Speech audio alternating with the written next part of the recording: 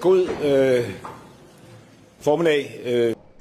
Vores baggrund for at bede om det møde, vi nu har fået et mødelokale, hvor man kan se hende i øjnene anden. Forsvarsministeren og jeg har været udenrigspolitisk nævnt i dag, fordi vi fandt det naturligt at orientere udvalget om, eller rettere sagt nævnet, om den seneste udvikling i relationen Danmark, Grønland, rigsfællesskabet, USA, inden Vivian Motzfeldt og jeg i morgen får det møde, vi har bedt om med den amerikanske udenrigsminister, før vi afholdt det møde i Washington i morgen. Om det kan jeg så i øvrigt oplyse, at den amerikanske vicepræsident J.D. Vance har ønsket også at deltage i det møde og vil være vært for det møde, som derfor afvikles i det Hvide Hus med ham som vært og også med den amerikanske udenrigsminister.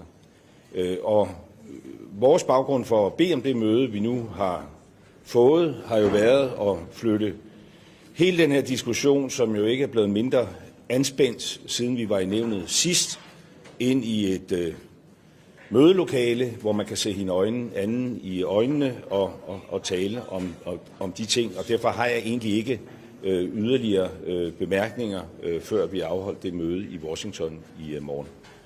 Og jeg vil også gerne understrege, at jeg ser på det her med meget stor alvor i forhold til den aktuelle situation, som vi befinder os i. Det har vi heller ikke lagt skjul på fra regeringens side. Derfor er det også positivt, at der nu i morgen finder et møde sted i Washington.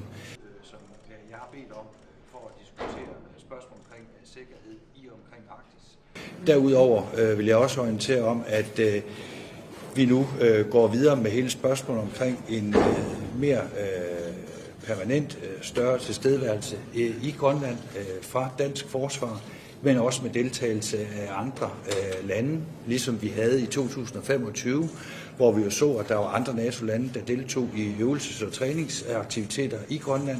Så kommer vi også til nu at se det her i 2026, som også en klar reaktion på den udfordring, som Arktis befinder sig i, hvor vi har brug for en større tilstedeværelse, ikke mindst også fra NATO.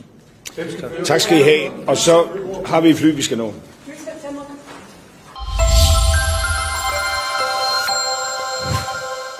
For more such videos, subscribe to the NewsX YouTube channel, hit the bell icon.